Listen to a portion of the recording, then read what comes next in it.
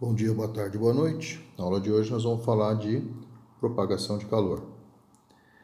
A gente pode conseguir propagação de calor de três formas: condução, convecção, irradiação ou irradiação, tá?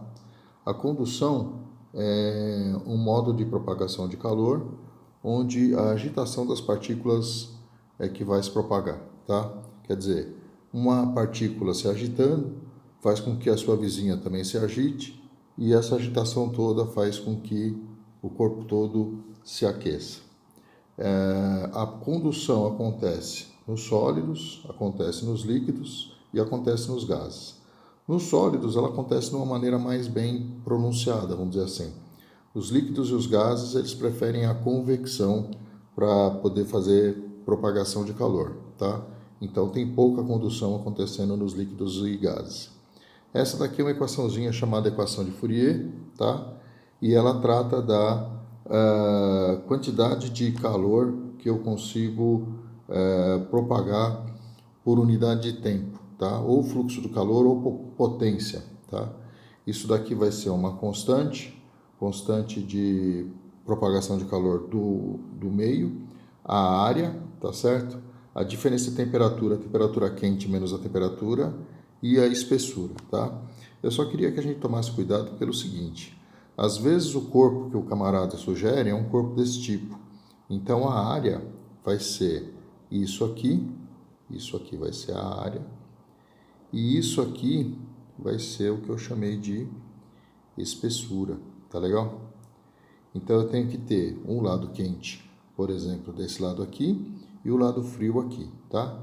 Quer dizer, aqui eu tenho o lado frio, a face fria, e essa face aqui é a face quente, tá? Essa face aqui é face quente e aquela outra face é a face fria, tá bom?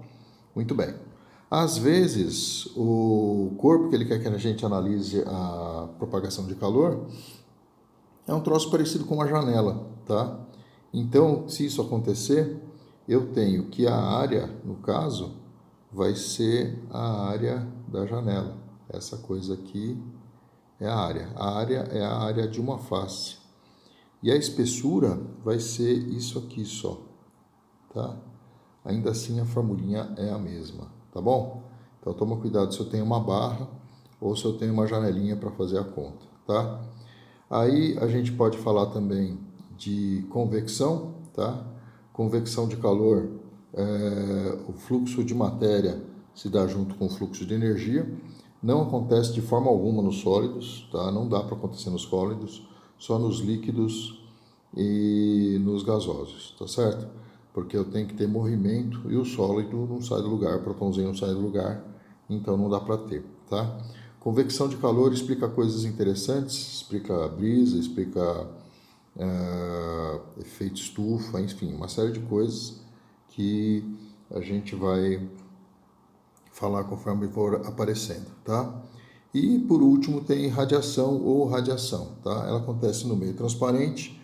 É claro que o vácuo é um meio transparente, então a Terra recebe calor do Sol por irradiação, tá certo?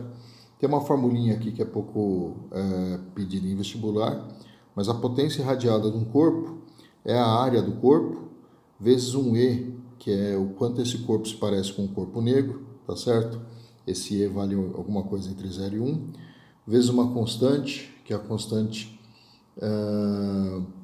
de Boltzmann, e vezes T elevado à quarta, tá? Então, o Sol, por exemplo, que tem uma temperatura muito grande, vai ter uma potência irradiada muito grande. A Terra, que tem uma temperatura muito menor, vai ter uma potência irradiada bem menor. Mas qualquer corpo que tenha uma temperatura maior que zero Kelvin vai fazer irradiação, vai estar emitindo calor por aí, tá certo? Esse E aqui compara o corpo com um corpo negro. O corpo negro é um corpo, vamos dizer assim, idealmente falando, tá? Quer dizer, toda a radiação que cai nele, ela não é refletida, ela é absorvida, tá? Então ele não reflete nada, ele absorve tudo, tá? Ele emite radiação, tá? Não é um buraco negro, nada disso. Ele emite radiação, mas toda a radiação que cai nele, ele consegue ser ele consegue absorver. A absorção do corpo negro é 100%, tá certo?